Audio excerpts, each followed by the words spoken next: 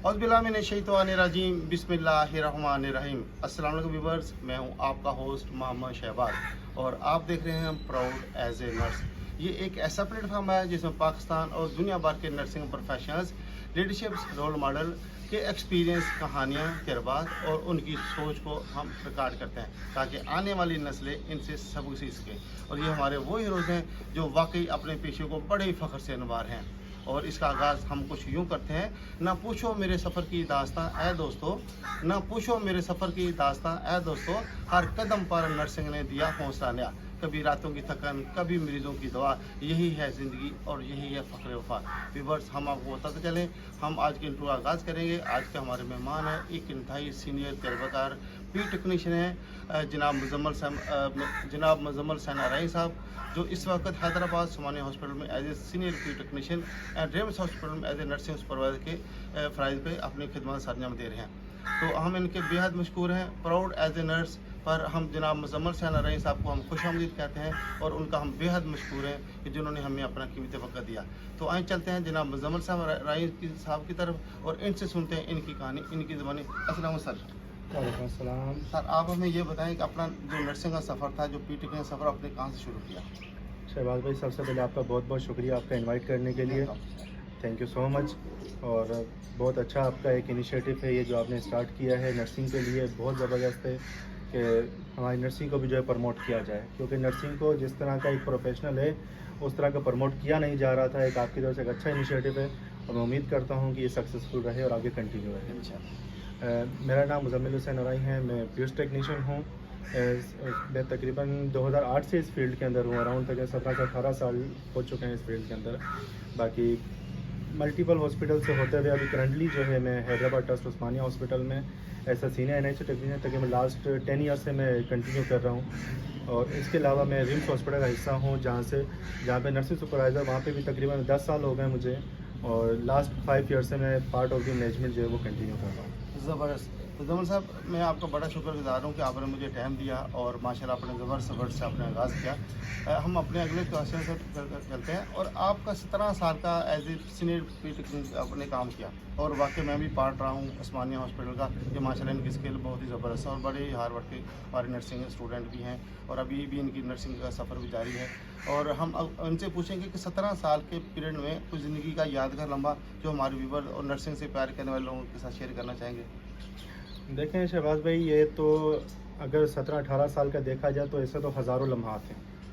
बहुत सारे नसीब अफराज देखते हुए नर्स एक जो है ना एक सीनियर लेवल पर पहुंचता है। मल्टीपल टाइम है, आपको पता है कि एनआईसीयू डिपार्टमेंट एक ऐसा जो है क्रिटिकल और एक ऐसा सेंसिटिव डिपार्टमेंट है कि जिसमें एक एक सेकंड्स की बहुत वैल्यू है। और इसमें मल्टीपल ऐसे हैं हम जो बेबीज़ अपना रिसीव करते हैं, उन्हें लगता है जो कि बेबीज़ की अलाइव नहीं है, कुछ नहीं है, लेकिन हमारी मेहनत और अल्लाह के फजलो करम से जो है ना उनका सीपीआर रन करके या उनको रिससिटेट करके हम बच्चों को एक नई ज़िंदगी अता करते हैं। अल्लाह ताला के फजलो करम से इंसान का उसमें कोई कमाल नहीं होता। तो ऐसी हज़ारों लम्हात हैं, कोई एक आधा नहीं है कि जो शायद शेयर किया जा सकते। स्पेशली कोविड का जो टाइम था वो नर्सिंग के लिए बहुत ही एक मेरा ऐसा लम्हा था, शायद वो जो कोई भी नर्स नहीं भूल सकता। बहुत मुश्किल, और जब पूरी दुनिया ने अपना साथ छोड़ दिया था, यहाँ तक कि लोगों के माँ बाप बहन भाई भी साथ छोड़ रहे थे, उस टाइम भी नर्स कहता था नहीं, हम इंसानियत के साथ हैं, हम आपके साथ हैं, हम आपकी देखभाल करेंगे, हम आपकी खिदमत करेंगे। तो हज़ारों लम्हात हैं, शेयर करने पे यद किया जाए तो शायद उसके लिए आपको 1 महीना डेली पॉडकास्ट करने पड़ेंगे, लेकिन हज़ारों लम्हात हैं इस फील्ड के लिए। चलिए, बहुत शुक्रिया आपका। आप हमें अगले क्वेश्चन की तरफ हम चलते हैं। मुज़म्मल साहब, आप हमें ये बताएं कि आप पी टेक्नीशियन की तरफ या नर्सिंग की तरफ क्यों आए? आपके जहन में क्या था? और भी बहुत सारे फील्ड हैं, नर्सिंग है, डॉक्टर है, इंजीनियरिंग है, बहुत सारे मल्टी कोर्सेज हैं। आप नर्सिंग की तरफ और पी टेक्नीशियन की तरफ क्यों आए? आपके जहन में क्या था? देखिए, मेडिकल में आने के लिए सबसे पहले इंसान का जज्बा ही काफ़ी है कि मेडिकल में एक इंसान आ रहा है, उसके अंदर जज्बा होना चाहिए मेडिकल में आने की, एक इंसानियत है। सबसे बड़ी बात एक इंसानियत है। और इस फील्ड में आना, नर्स ऐसा नर्स जो है ना, इंसान अपने जब काम करता है तो बहुत सारे लोगों की जो है ना दुआएं और उसकी ज़िंदगी का साथ हर चीज़ लेते हुए इंसान यहाँ तक पहुँचता है। तो मेरे ख्याल से कि इससे बेहतर फील्ड हो नहीं सकती थी कि जिसमें इंसानियत भी है, जिसमें दुआएँ भी हैं, जिसमें दुनिया भी आपको मिल जाती है और आखिरत भी मिल जाती है। तो इससे बेहतर फील्ड कोई हो नहीं सकती। माशाल्लाह, आपने बहुत ज़बरदस्त डिफेंड किया और माशाल्लाह बहुत ज़बरदस्त बताया आपने मुज़म्मल साहब।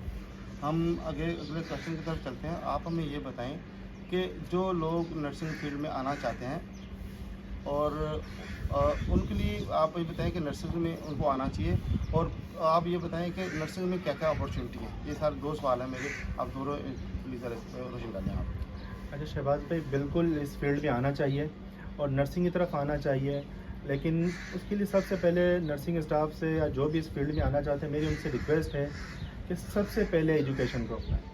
سب سے پہلے ایجوکیشن. ہمارے یہاں پہ مسئلہ بہت زیادہ یہ ہے، ایک تو مڈل کلاس جو طبقہ ہے وہ صرف اس فیلڈ کو جو ہے نا اپروچ کرتا ہے. ہمیں مڈل کلاس جو آ رہا ہے وہ ہارڈ ورک کرتے ہوئے یہاں تک پہنچے اور آگے کنٹینیو کریں. ہمارا مسئلہ ہے کہ اگر ہم ایڈ نرس ہیں تو ہم ایڈ نرس پہ رہ جاتے ہیں، اگر ہم ٹیکنیشین ہیں تو ٹیکنیشین پہ اسٹے کر رہے ہیں، اگر ہم آر این ہیں تو آر این پہ ہی اسٹے کر رہے ہیں، اگر ہم نے جنرک کر لیا ہے تو جنرک پہ اسٹے کر رہے ہیں. ہمیں اسٹے نہیں کرنا ہے. اگر میں ایڈ نرس ہوں تو مجھے ایڈ نرس سے جو ہے نا آگے ٹیکنیشین کی طرف بڑھنا ہے. اگر میں ٹیکنیشین ہوں تو مجھے نرسنگ میں جانا ہے. نرسنگ ہو تو مجھے آگے جو ہے نا post R N B S N ہے، بہت ساری اسپیشلٹیز ہیں، ہمیں وہاں پہ جانا ہے. اگر بی ایس این ہوں تو مجھے ایم ایس این کی طرف جانا چاہیے. لیکن مجھے آگے بڑھنا ہے، تعلیم کو آگے لے کر جانا ہے، مجھے اپنی اسکلز بہتر کرنی ہے. ہماری نرسنگ میں ہم نرس تو بن جاتے ہیں لیکن پروفیشنل نرس ہم بہت کم بن پاتے ہیں. زبردست. تو آپ ہمیں یہ بتائیں کہ ہم نرسنگ پروفیشن میں جو لوگ آتے ہیں، اور آپ کو کہ آپ 17 سال سے آپ کا مختلف ہاسپٹل میں آپ نے کام کیا، کیونکہ میں بھی آپ کو پرسنلی جانتا ہوں، ماشاء اللہ آپ کی اسکل بہت زبردست ہے. جو جونیئر ہمارے پاس آتے ہیں کام سیکھنے کے حوالے سے، انٹرنشپ کے حوالے سے، آپ ان کو کیا میسج دیتے ہیں کہ کس طرح وہ اپنی اسکل کو اچھا کر سکتے ہیں؟ لیکن شباب، ایک تو سب سے پہلے میں نے کہا تعلیم. سب سے پہلے ہمیں تعلیم کو لازمی اپنانا ہے. ہماری ڈپارٹمنٹ کی سب سے بڑی بدقسمتی یہ ہے کہ ہمارے نزدیک صرف اور صرف ایک کاغذ کی ویلیو ہے، اور ہم سمجھتے ہیں اگر ہمارا پریکٹیکل اچھا ہو گیا تو ہم نے ایک نرس بن چکا ہے. ہمیں صرف اور صرف پریکٹیکل کو نہیں دیکھنا، ہم نے ساتھ میں ایجوکیشن کو بھی دیکھنا ہے. اس کو ساتھ لے کر چلیں گے تو ہم ایک پروفیشنل نرس بنیں گے. ہم اپنے ڈپارٹمنٹ کو جو ہے نا ویلیو کر سکتے ہیں، اس کا مورال بلند کر سکتے ہیں. اس وقت نرسنگ ایک بہت بڑا ڈپارٹمنٹ ہے. اس کو آپ یہ نہیں کہہ سکتے کہ نرسنگ ایک کام ہے یا صرف ایک انجیکشن یا بی پی چیک کرنے کا نام ہے. ایک نرسنگ بہت بڑا ڈپارٹمنٹ ہے، ایک بہت بڑی ویلیو ہے. لیکن بدقسمتی سے پاکستان کے اندر ہم نے نرسنگ کو اس ویلیو پہ نہیں لے کر گئے جس ویلیو پہ ہمیں جانا چاہیے تھا. ایک تو ہمیں ایجوکیشن کو پروموٹ کرنا ہے اس فیلڈ کے اندر رہتے ہوئے. یہ ہم سب سینئرس کا وہ ہے کہ ہمارے پاس جو بھی جونیئر آتے ہیں ہم ان کو پروموٹ کریں، ان کا مورال بلند کریں کہ آپ نے اسٹے نہیں کرنا ہے. مجھے اندازہ اس چیز کا کہ نرسنگ میں بی ایس این کرنا بہت مشکل ہوتا جا رہا ہے. جس طرح نرسنگ بند ہونے کے بعد جو ہے بی ایس این کرنا مشکل ہو گیا، فیسز وغیرہ اس کی ساری چیزیں.